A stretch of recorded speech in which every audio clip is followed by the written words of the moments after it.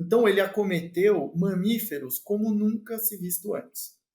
E aí entra uma segunda preocupação, que é a parte de saúde pública, que é uma preocupação que, para mim, é uma coisa que a gente estuda muito aqui, que é as nossas células, ela está muito mais próximo de um elefante marinho, de um lobo marinho, ou de um golfinho, do que de uma galinha.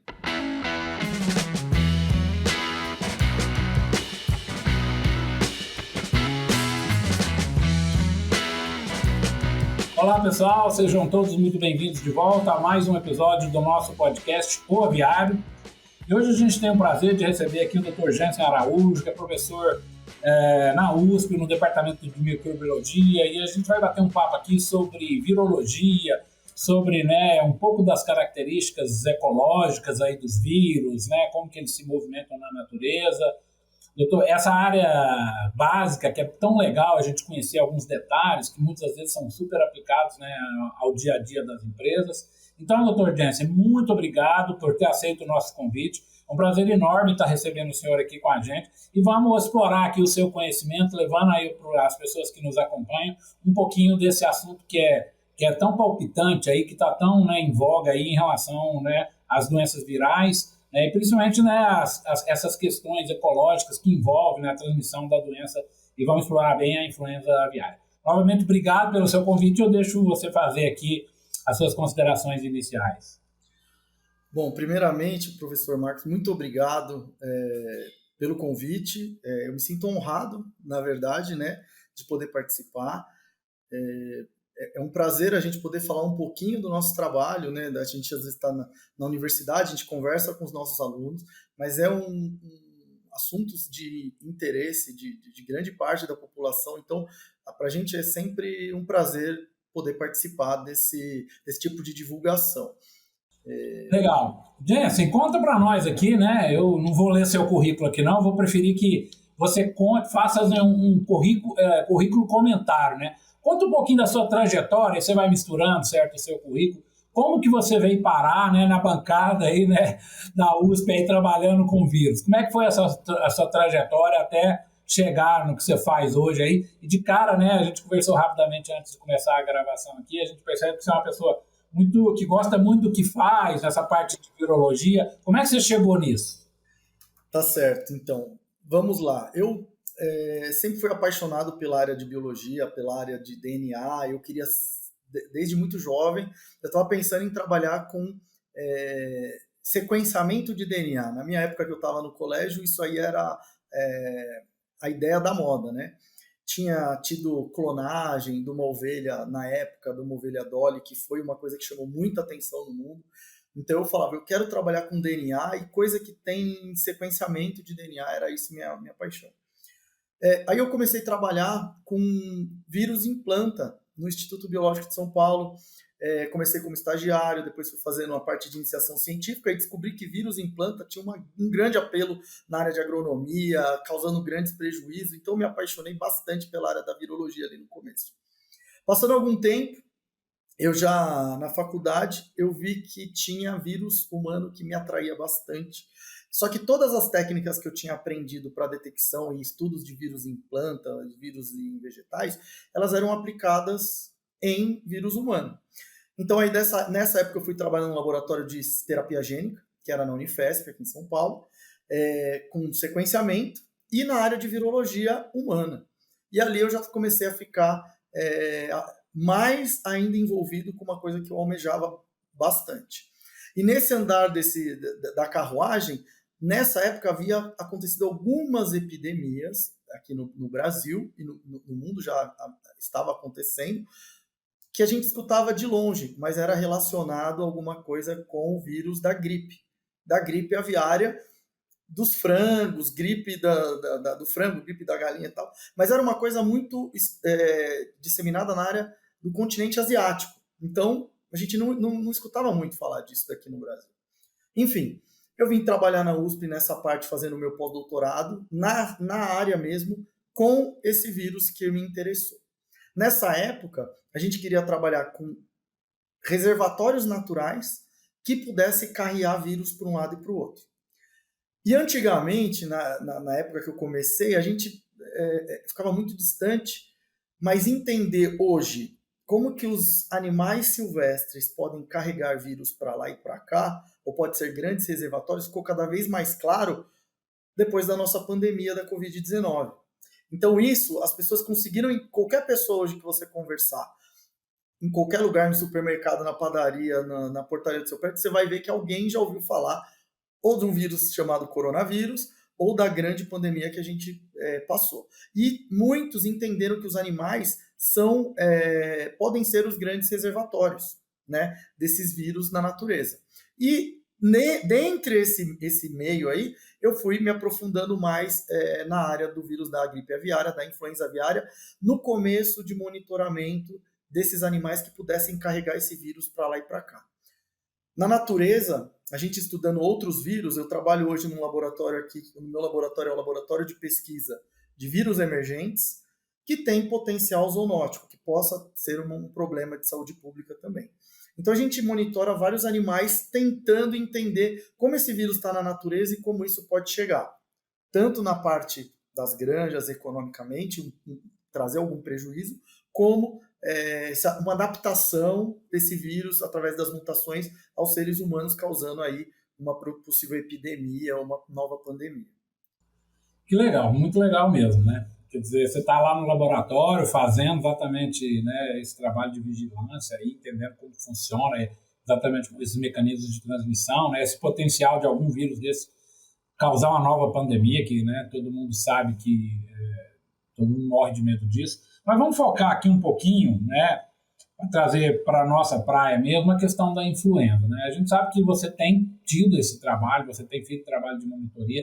Esse vírus a gente comemora muito e tem que continuar a manter as nossas vigilâncias dele não ter entrado na avicultura industrial, quer dizer, ele entrou no Brasil, mas ele se restringe ainda em animais silvestres, né, da nossa fauna, ligados às rotas migratórias, e entrou numa única propriedade de galinhas caipiras que não eram comerciais. Como é que você entende essa epidemiologia? Como é que você entende essa questão das aves migratórias? Qual que é a preocupação que a gente tem que ter de fato desse vírus chegar numa grande, vamos dizer, operação de agroindústria ou de poedeira e causar aí talvez um prejuízo mais significativo? Como é que você enxerga essa movimentação especificamente do vírus da influenza? Vamos lá. Eu acho que a gente precisa estar sempre alerta. Esse é o primeiro passo. A gente não pode, de forma alguma, baixar nossa guarda achando que as coisas estão resolvidas aqui no país. Ainda mais que hoje o Brasil é um dos poucos e únicos ainda livre para exercer seu livre comércio de exportação, né, de carne de frango e de outras proteínas aí. A gente tem uma agricultura muito forte, muito importante para o nosso país. E a nossa preocupação aqui do outro lado com a parte silvestre é que há mais ou menos aí, há quase 20 anos, a gente está acompanhando esse vírus movimentar no planeta. Então, quando eu falei para você que eu estava prestando atenção nos casos, nas epidemias que surgiram na Ásia, nos surtos que houveram em regiões de mercado, em regiões que houve um espalhamento grande em aves de granja, infecção de pessoas que estavam trabalhando com as aves nessas regiões, a gente começou a ficar muito atento a essa possível adaptação ao humano e a esse espalhamento rápido com alta letalidade. Então a gente começou, isso aí foi em torno... O primeiro surto do H5 grave foi em 97, mais ou menos. Então ali era onde eu estava escutando aquelas mensagens que eu comentei. Ele ressurge novamente em 2004, 2005, causando um grande estrago na região asiática, onde a Ásia era um grande exportador também nesse período aí no mundo. E eles perderam, né, uma importância comercial grande. A gente continuou, os Estados Unidos, né, a América do Norte, a América do Sul aqui, com a sua economia firme. E aí, olha que engraçado, tinha várias questões que as pessoas perguntavam, né, nos rondavam, que era o seguinte. Perguntava para os ornitólogos, os especialistas em aves, falava assim, olha, tem ave que consegue sair lá da China e vir voando aqui e chegar até o Brasil, trazendo o vírus H5N1? E eles não sabiam responder isso. Aí perguntavam para os virologistas, Falava, escuta, será que ela sai voando e aí o vírus é tão patogênico que a ave cai no meio do oceano, estribuchando lá e morre, e o vírus não consegue transpor essas barreiras? A gente também não tinha essa resposta nesse período. Então foi aí que a gente iniciou um programa de monitorar mesmo aves silvestres consistentemente em alguns pontos aqui no Brasil. E aí começa a entrar um pouco da nossa história do trabalho. Aí, primeira coisa, a gente tinha que saber que aves são essas que poderiam ser esses reservatórios naturais. O que a gente sabia, que já era sabido lá na região de Laos, do Vietnã, é que as aves reservatórios que carregam esse vírus e muitas vezes não ficam doentes são aves aquáticas. Principalmente o grupo dos anatídeos, marreco, tem os grupos, são aves maiores. Então essas aves eram consideradas reservatórios naturais que poderiam espalhar o vírus no ambiente e muitas vezes nem ficavam doentes. Mas assim que chegava num galináceo, numa galinha, ela assim se infectava e acabava morrendo. Então a gente tinha essa preocupação. Enfim, pensando em descobrir ou desvendar esses mistérios de será que esse vírus vem voando para cá através das rotas migratórias, a gente começou a entender que não existia nenhuma rota migratória da Ásia direto para a América do Sul. Então isso já foi um grande passo. Falando, olha, essa ideia de vir direto para cá, não tem nenhuma rota que acontece diretamente. E deixa eu até fazer um adendo aqui. O que é essa migração, esse fenômeno migratório? É um fenômeno que acontece pelo menos 2 vezes por ano aqui na nossa região, na mesma época. Então, isso tem a ver com o clima, com a época do ano, com inverno e verão. Então, todo ano tem um grupo de aves, um grupo se forma na América do Norte, na região norte. Isso acontece em América do Norte, América do Sul. Isso acontece em Europa, África, isso acontece em Ásia e Oceania. Então, acontece essa movimentação dos animais saindo da região mais fria e vindo para os trópicos, uma região mais quente. Para quê?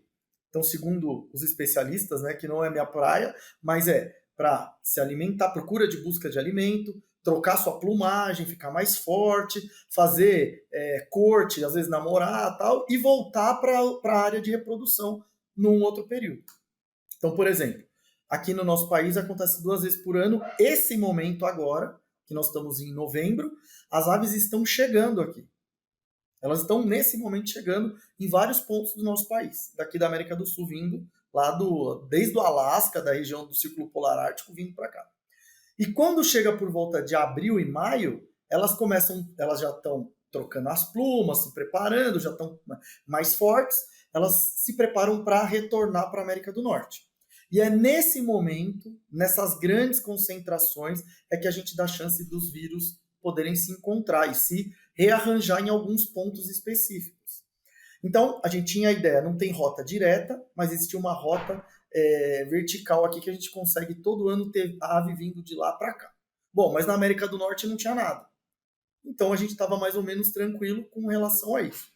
Então, conforme foi passando os anos, a gente fizemos várias expedições, a gente teve um projeto de pesquisa em alguns pontos do Brasil para captura de animais e aves silvestres, coleta de material biológico, envio para o laboratório e para identificação. Nesse período, a gente não encontrou nenhum vírus de alta patogenicidade.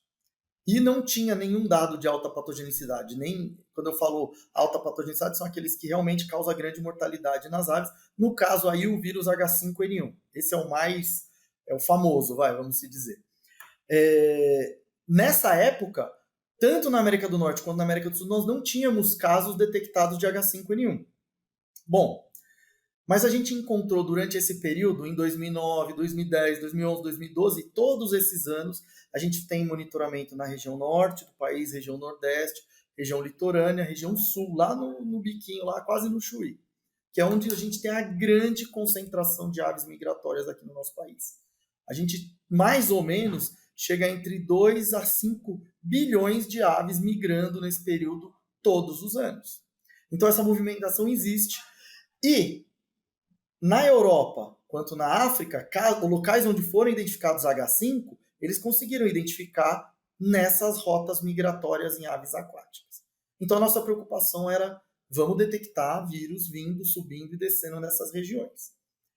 Aí andando um pouquinho mais para frente, quando chega mais ou menos em 2015, tá? A gente está falando de 10 anos aí, desde quando teve o segundo surto de H5 na Ásia até mais ou menos 2015, chega o primeiro caso do vírus H5 na América do Norte. E eu, por acaso, eu estava fazendo uma parte do meu pós-doutorado lá num laboratório especializado em influenza aviária. E esse vírus chegou na divisa com o Canadá. E os Estados Unidos também tinha livre comércio de exportação, proteção das suas aves selvagens, monitoramento consistente. E esse grupo fazia monitoramento de vírus de baixa patogenicidade há muitos anos também. Inclusive, a gente colabora e aprendeu muito com esse grupo. Só que quando esse H5 chega nos Estados Unidos, em 2015, eles têm um problema comercial muito grave. E aí começa a nossa contagem regressiva, monitorando esse vírus, porque ele conseguiu chegar onde tinha a rota migratória que chega aqui no nosso país. Então, de 2005 a 2015, a gente procurou tudo que você imagina e não encontramos nenhum vírus, vários vírus de baixa patogenicidade de influenza. Aquela ideia se o passarinho, se a ave vinha voando e podia cair no meio do oceano, a gente percebeu que não acontece. Ela realmente conseguia transpor os continentes carregando o vírus. E agora ele estava mais próximo da rota migratória. Então, de 2015 para cá, a gente começou a monitorar isso, principalmente quando teve o grande problema, o embargo lá nos Estados Unidos. E desde então, a gente não via a disseminação desse subtipo de H5 espalhando, a não ser no continente, não, em todo o estado americano. Só que no finalzinho ali de 2022, mais ou menos, acho que novembro, aí surge uma novidade lá, um H5, que na nossa cabeça, no começo, parecia com aquele de 2015. Só que a gente percebeu que esse vírus ele tinha modificações, mutações, né, diferentes, e o espalhamento dele causando uma perda, né, uma gravidade de infecção muito diferente do que a gente tinha visto antes. Então o Brasil passou a ser quando os Estados Unidos perdeu essa posição de livre de influenza aviária, o Brasil passou a ser o maior destaque, né, de produtor e comércio de carne de proteína de ave. E aí, desde então, a gente começou a monitorar. E no ano de 2022 inteiro, até 2023, a gente conseguiu visualizar praticamente o vírus andando, caminhando através de animais e rotas migratórias descendo para a América do Sul. Então, isso dava até para observar em tempo real, porque o pessoal do Ministério da Agricultura, Ministério da Saúde, o pessoal do FDA dos Estados Unidos, todo mundo estava visualizando quanto que esse vírus deslocava e qual era o caminho que ele estava fazendo. Então, a gente conseguiu visualizar o vírus mais ou menos em tempo real chegando aqui no nosso país dessa vez. Então, você pensar no H5 aqui para a gente, qual é o período mais crítico que a gente percebeu que ele realmente estava chegando? É aí do final de 2021-22 até a primeira detecção do H5, que foi em maio de 2023. Deixa eu te fazer uma pergunta assim, veja bem, a partir do momento que entrou nas nossas áreas migratórias, essas monitorias, assim, teve alguma, vamos dizer, alguma infecção das migratórias para as nossas faunas nativas, a ponto da gente preocupar do vírus já não precisar de vir anualmente pelas aves migratórias, e ele já está, de alguma forma, albergado aqui nas nossas aves, nas nossas nativas silvestres? Olha, essa é uma excelente pergunta e é uma das grandes preocupações que nós temos. Porque, como ele foi detectado em ave migratória, numa ave que é um 30 uma externa, né, na costa, ou seja, são aves oceânicas ali que ficam na beiradinha do nosso país, elas não têm esse costume de vir para dentro do continente. Então, nós consideramos que ainda está nessa área silvestre e só foi detectada nessas aves. O que acontece é que nós temos o contato nesses locais onde eu falei, tanto na região amazônica, região pantaneira, onde tem alagados, quanto no sul do país, onde tem áreas litorâneas com grandes concentrações, a gente tem de todas as espécies. Nós temos os maçaricos, que tem essa movimentação desde o Alasca até quase chegar na Patagônia. Nós temos aves da Antártica, que chega também aqui na região sul, mas o que acontece é que a gente viu dessa vez, que aí é a parte mais interessante desse subtipo, e ele foi classificado num subgrupo genômico diferente, na qual ele teve infecção de outros animais, não só de aves. Então ele acometeu mamíferos como nunca se visto antes. E aí entra uma segunda preocupação, que é a parte de saúde pública, que é uma preocupação que, para mim, é uma coisa que a gente estuda muito aqui, que é as nossas células, ela está muito mais próximo de um elefante marinho, de um lobo marinho, ou de um golfinho, do que de uma galinha, diretamente, assim, sendo bem simples. E a gente teve uma mortalidade de mamíferos grandes nos Estados Unidos, na costa do Peru. Nós tivemos recentemente a confirmação de mais de 6 mil animais que foram infectados por esse subtipo de H5. E que não era comum você visualizar isso nem lá na região asiática. Então é um vírus diferente. E aí esse vírus, quando chega aqui no Espírito Santo, ele está nessas aves, ele acometeu uma parte da ilha no Espírito Santo, onde muitas aves foram mortas, acabaram morrendo com sinais, né, com sintomas, e nós tivemos casos em mamíferos marinhos confirmados aqui também pelo Ministério da Agricultura. Então, assim, a gente tem uma impressão de um silêncio aqui após agosto, setembro, porque as aves não estavam mais aqui, né? As migrações elas ocorreram, né, nesse período antes do meio do ano, mas a gente está recebendo aves novamente de volta. Esse vírus ele não deve ter saído daqui, desaparecido. Tá? Ele pode ter ficado em algum grupo de aves que a gente não está vendo. Tá? A gente monitora aves, isso é uma coisa importante para eu dizer, nós monitoramos aves saudáveis. Tá? Nós fazemos uma busca ativa em animais que estão saudáveis na natureza. Então você coleta material e solta o animal sem nenhum dano, tem todo um processo para evitar estresse e tudo mais, para analisar se ele está carregando o vírus enquanto ele está saudável, se ele tem esse poder de espalhamento. Agora, esses casos que foram identificados e mapeados são aves que tiveram sintomatologia e morreram com o vírus.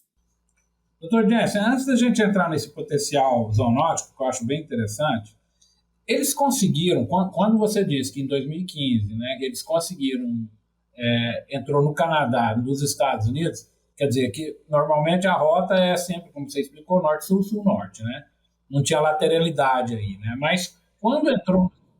No norte, esqueci de falar uma coisa, não tem lateralidade assim, mas nas regiões polares tem.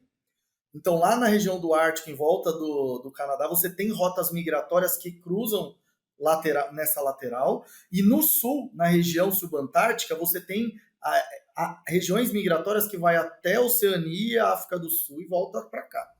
É isso que eu queria perguntar. Eles conseguiram determinar como que entrou nos Estados Unidos?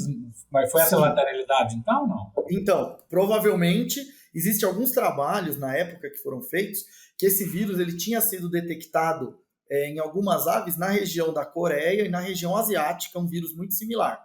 E depois detectado na Europa, e você tem migração de ave movimentação nessa parte alta. E como ocorre também nessa parte sul. E em um determinado período, quando acontece o verão aqui, e começa a esfriar lá nos polos, elas migram para essa região. Então tem um período onde esse vírus chegou lá. Tá? E sim, chegou numa ave migratória, chegou provavelmente numa dessas rotas, na época foi um falcão e alguns marrequinhos, tem a espécie lá, um anatídeo, e aí esses bichos morreram, identificaram nesses bichos. Em pouquíssimas semanas, ele foi identificado no comecinho, no final de dezembro, em fevereiro ele já estava espalhando no meio do Kansas, no Arkansas ali nos Estados Unidos. Isso é realmente impressionante, né? Depois que entrou nos Estados Unidos, ele ganhou, vamos dizer, muito rapidamente. Uma velocidade... O prejuízo foi gigantesco, né? E espalhou muito rápido. Né? Vamos aprender com esses erros para isso não acontecer aqui com a gente. Agora, eu queria explorar essa questão aí, que eu acho que deve até a questão humana, né? A questão de saúde pública, né? A questão do potencial zoonótico desse vírus, né? A gente, esse ano aí, né, viu vários relatos de várias, né, inclusive assim, né, vacas leiteiras sendo, né, sei lá, enfim, isoladas de vacas. Algumas pessoas que trabalham aí estou falando de gente mesmo, de humanos, que trabalham nessas vacas também se acometeram, claro que não morreu ninguém, mas foram também isolados de humanos. Qual que é o mundo tem visto essa preocupação, de fato, desse vírus se adaptar e virar, vamos dizer, um vírus com potencial aí de acometer o humano?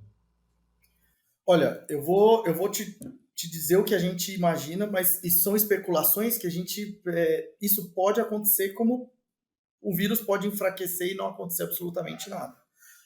A nossa preocupação é você ter uma adaptação de um vírus que seja altamente patogênico. Então a gente percebeu que esse vírus é altamente patogênico para as aves, para algumas espécies de mamíferos, né, que a gente observou, mortalidade altíssima, e nós tivemos casos humanos. Teve uma menina que faleceu, se eu não me engano, do Camboja, mas isso foi logo no comecinho da detecção desse novo vírus. E teve outros casos humanos, mas que não apresentou uma alta agressividade para essas pessoas. Então, o que a gente percebe? Todos os casos que ocorreram de H5N1, desse novo subtipo, foram pessoas que tiveram contato direto com as aves. Então, aí já é um ponto. O vírus até o momento, não está adaptado às nossas células, ao nosso sistema humano, como aconteceu com o coronavírus, para que ele seja disseminado rapidamente. Então, ainda assim, nós estamos num cenário bem bom, tá? Mas a gente está deixando com que isso possa vir a acontecer. Então, no caso das vacas, de novo, na América do Norte, quando se percebeu, já está disseminado em grande parte do rebanho. E eles já detectaram, inclusive, no leite. Sabe que passa no leite. Detectaram, obviamente, não... o leite é pasteurizado, ele passa por um processo e o vírus é destruído. Mas ele ainda tem os resquícios do material genético ali que é possível detectar por biologia molecular. Então você sabe que o vírus está circulando e está espalhando dessa forma, mas ele não está causando doença. Então você tem vários outros modelos. Recentemente teve um caso de um suíno que eles pegaram também com vírus H5. E a gente, na nossa memória recente, nós tivemos a pandemia, que no começo foi chamada de gripe suína, e depois recebeu o nome de H1N1 pandêmico, que foi justamente a mistura desse vírus em suínos, um vírus aviário com um vírus suíno, que se adaptou muito bem às células humanas. Então, por enquanto, nós não temos essa adaptação aos receptores das nossas células para disseminar de pessoa para pessoa. Isso já é um ganho enorme. Então, pode ser que aconteça essa mistura se a gente continuar tendo infecções em outras espécies de animais, dando chance dessas misturas acontecerem. Porque o vírus da influenza, esqueci também de falar um detalhezinho, que é o seguinte: ele é muito diferente dos outros vírus que a gente conhece. Dentro dele, é um vírus arredondadinho, dentro dele você tem 8 pedacinhos de RNA. E cada vez que esse vírus desmonta dentro de uma célula de uma ave ou de um humano ou de um suíno, por exemplo, quando ele vai ser remontado, ele pode sofrer mutações. E se eu tiver, por exemplo, num suíno, 2 vírus circulando ao mesmo tempo, eu posso pegar uns pedacinhos de um material genético de uns pedacinhos de outro, e quando eu tiver uma partícula nova, eu posso ter uma cepa epidêmica ou uma cepa até pandêmica. Que foi exatamente isso que aconteceu com a gripe pandêmica de 2009, que é a pandemia do H1N1. Então, assim, a gente precisa bloquear esse processo de adaptação, né? Então, temos que... as granjas hoje... O que eu vejo que era antigamente, quando a gente pensou nisso lá em 2005, mais ou menos, que tinha um programa nacional de plano de contingência da gripe aviária. Eu até achei um livretinho aqui, ó, que eu ia mostrar para vocês. Ó, isso aqui foi feito lá em 2005, pelo mapa do Ministério, um livretinho. Ó, eu nem sei se usa mais isso, né? Hoje é tudo online em PDF, mas é um manual de contenção da gripe numa época que a gente nem tinha o vírus aqui. mas a gente estava preocupado que se chegasse, quais seriam as medidas que deveriam ser tomadas. Nós fizemos treinamento com vários grupos de veterinários, biólogos, agrônomos, pessoal que ficava no campo. Porque sabe o que acontecia? Quando a gente ouvia falar de gripe aviária, alguma ave caía dura aqui no quintal de alguém, o pessoal ligava desesperado, olha, morreu de gripe aviária. Aí a pessoa não sabia o que fazer, pegava um saco, colocava o bicho dentro do saco, mandava pelo correio de qualquer jeito, chegava para o laboratório, ou para o Lanago, para o Ministério, ou às vezes até aqui, para a gente analisar, o bicho às vezes chegava até putrefado, não dava para fazer análise nenhuma. Então foi feito um plano de treinamento, de como fazer uma colheita adequada desse material, quais são os equipamentos de biossegurança que você deve usar, já que é um vírus que pode ser transmitido por fezes ou por partículas no ambiente. Se você entrar num aviário, um monte de ave morta, como é que você entra lá para fazer uma coleta ou uma contenção? Você tem que ter o EPI, você tem que ter proteção respiratória. E qual que é a parte que você vai usar para analisar ali?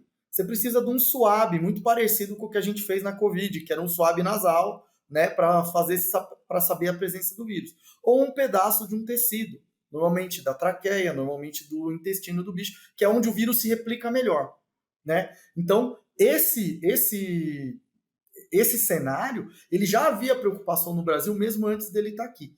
E o que eu queria dizer era o seguinte: hoje eu vejo que a gente melhorou muito, tanto no planejamento, quanto nas atualizações, quanto na biosseguridade de alguns aviários, porque por conta do medo desse vírus chegar aqui no Brasil.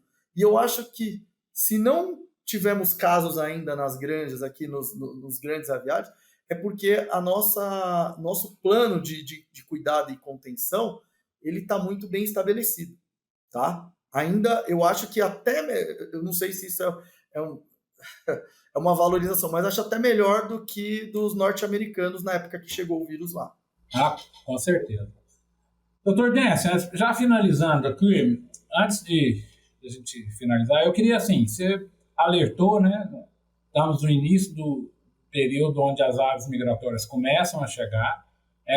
Cada ano ela, né, vai ser uma surpresa, como você falou muito bem, todos os alertas estão ligados, né? Mas eu gostaria que você reforçasse aí algumas medidas que você acha que as empresas têm que tomar, já para, é claro que não pode baixar a guarda em nenhuma, né, época do ano, mas como agora nós estamos no início desse período, né, de receber essas aves migratórias e a gente não sabe o que vem por aí, né? Talvez alguns cuidados que você pudesse recomendar para, né, para os sanitaristas, para os veterinários, pessoal de granja, certo? Reforçar os cuidados. Você falou muito bem, o nosso sistema de biosseguridade, protocolos, não devem a nenhum outro país. A gente fez, está fazendo o dever de casa, muito bem feito, por sinal. Mas que dica que você poderia dar aí de reforçar essa biosseguridade, exatamente pensando nessa época do ano? Veja, eu vejo muito essa biosseguridade que os aviários têm. A gente tenta manter isso, a mesma ideia de biossegurança para dentro do laboratório. Então, aqui eu tenho um laboratório de biossegurança nível 3, eu tenho equipamentos com capacetes, respiradores, proteção, máscara para trabalhar dentro desses laboratórios. Mas se eu não tiver um procedimento adequado, esses equipamentos não servem para absolutamente nada.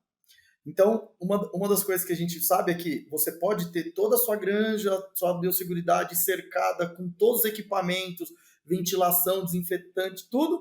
Se você não tiver uma equipe treinada com procedimento adequado, essa pessoa pode acabar carregando o vírus lá para dentro. Tá? Então, a nossa preocupação anteriormente era se as aves migratórias conseguiam chegar nos aviários. Na época, eu visitei diversos aviários no Brasil e eu vi que conseguia chegar. As aves conseguiam atravessar porque as telas eram muito grandes na época, você não tinha um padrão. Hoje, com base nesses anos, aumentou-se a preocupação de não deixar mesmo.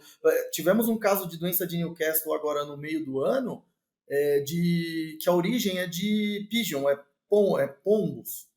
E se você tiver pombo perto do seu aviário, você tem que ter uma grande preocupação com uma doença que ela nem vem por rota migratória, ela já foi identificada, por exemplo, aqui no Brasil. Então, é uma doença de alerta, que as mesmas medidas elas podem ser utilizadas para proteger sobre a gripe aviária, que é, assim, o embargo econômico talvez seja muito maior, mas nós já mostramos que temos condições de alertar, identificar, controlar, fazer todo o processo de isolamento e recuperar, né? Proteger regionalmente. Então, isso são medidas importantes. Outra medida importante é a gente pensar que conscientizar a população mesmo.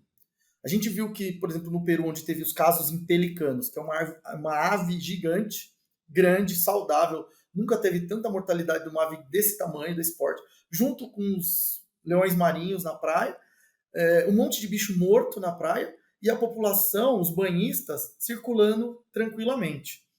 Então, se não tiver uma orientação, uma informação de qualidade para a própria população que pode chegar próximo desses animais, que porventura venha a morrer com o vírus, a gente abre portas para que essa mistura chegue, não pelo aviário, mas vai chegar numa pessoa, pode se disseminar posteriormente. Aí a porta de entrada pode ser por outros caminhos. Então, essa conscientização, quando chegou aqui em maio, eu lembro que tinha muitas propagandas. Se achar ave morta, por favor, não toque no bicho, chame a defesa, avise o órgão responsável do seu município. Esse tipo de informação é muito importante, sabe? Para as agências estarem à frente disso daí, para que a gente não tenha nada nem perto que foi a Covid-19 ou a gripe do H1N1 em 2009.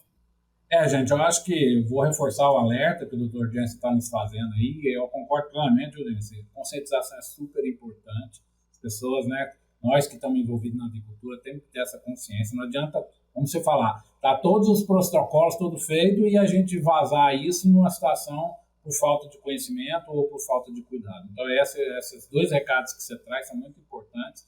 E está na hora, né, de a gente aumentar o nível, já que nós estamos aí nesse início das rotas migratórias. Bom, Dr. Jensen Araújo, aqui da USP, muitíssimo obrigado aqui pela sua entrevista, muitíssimo obrigado pelas informações.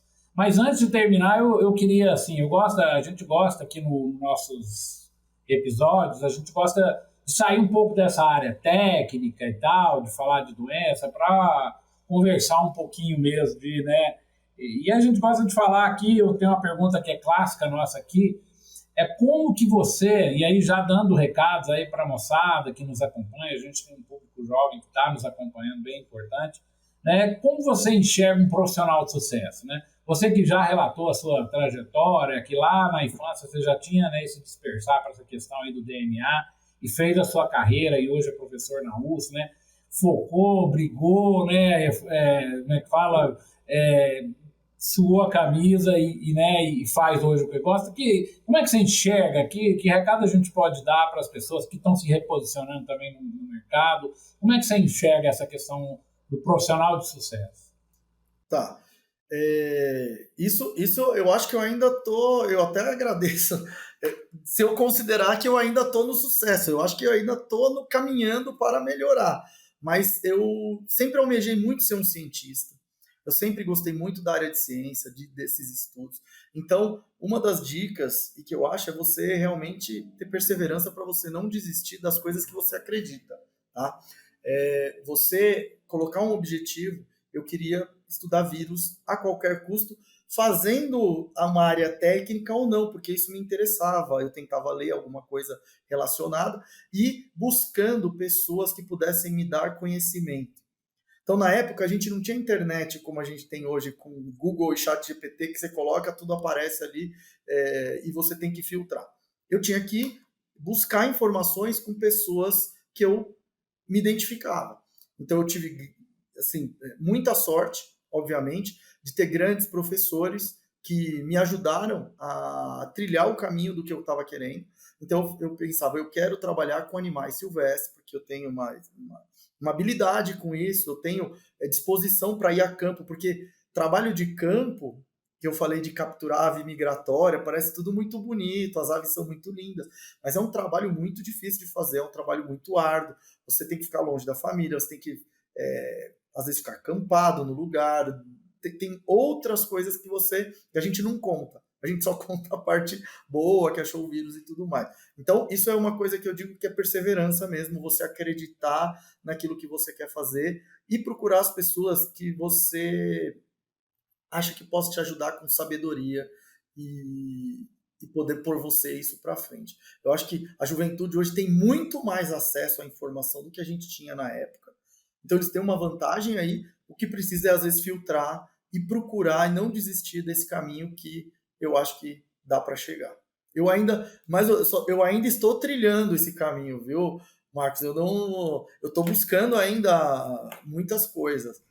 A gente está sempre aprendendo, né? Hoje aqui mesmo eu tive uma aula enorme aqui sobre, né, os vírus. Doutor Gêncio Araújo, novamente muito obrigado, certo, pelo esse papo gostoso aqui, da gente trazendo informações sobre esse assunto que está tão, né, em voga aqui na avicultura, essa preocupação. Não tem hoje nenhum empresário, não tem nenhuma empresa hoje que não perca algumas noites de sono pensando na influenza aviária.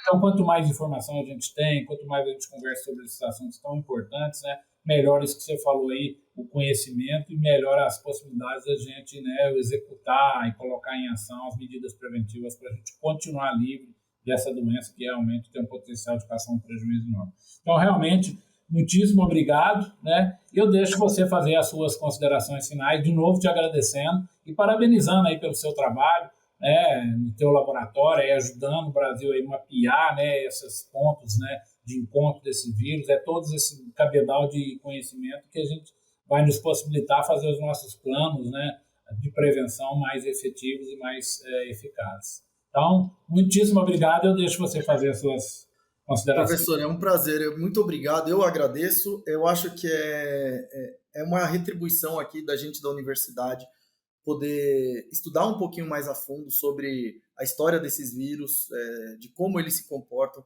como eles modificam, como eles mutam, o que eles podem trazer de prejuízo, ou o que a gente pode fazer. A gente estudando, a gente pode fomentar depois produção de vacina, medicamentos, tem outros estudos que a gente faz aqui no paralelo. A gente trabalha em parceria junto, tudo isso que eu contei para você, a gente não fez sozinho, né? Obviamente. A gente tem parceria com grupos do pessoal do Ministério da Agricultura, as confirmações dos resultados. Nós temos trabalho com o pessoal do IBAMA, na maioria das vezes eles vão a campo junto com a gente para poder auxiliar nesse processo todo. Então, é um trabalho longo, árduo, mas é apaixonante a gente poder trabalhar e contribuir de alguma forma para a sociedade. Há bastante tempo eu dizia em várias palestras que se o vírus da influenza aviária chegasse no Brasil, seria por rotas migratórias em aves silvestres. E na época poucas pessoas davam bola para isso que eu dizia. E aí quando a gente vê o vírus vindo nesse sentido, é porque tem um estudo, tem ciência, tem trabalho de anos, monitorando isso acontecer. Pessoal, estamos finalizando mais um episódio do nosso podcast O Aviário e a gente gostaria de fazer um convite a todos vocês que têm nos acompanhado para que mandem sugestões para o nosso canal de novos entrevistados. A gente quer aumentar aí a nossa rede de contato e todas aquelas pessoas que vocês conhecem, que têm vínculo com a avicultura, serão muito bem-vindos como indicação para os nossos próximos episódios. Então eu vou deixar com vocês aqui o nosso e-mail de contato para que vocês possam fazer as indicações. O nosso e-mail vai aparecer aqui na tela escrito, chama hello@wisenetics.com.br. A gente aguarda com a indicação de novos nomes de vocês. Muito obrigado e até o nosso próximo episódio. Tchau, tchau.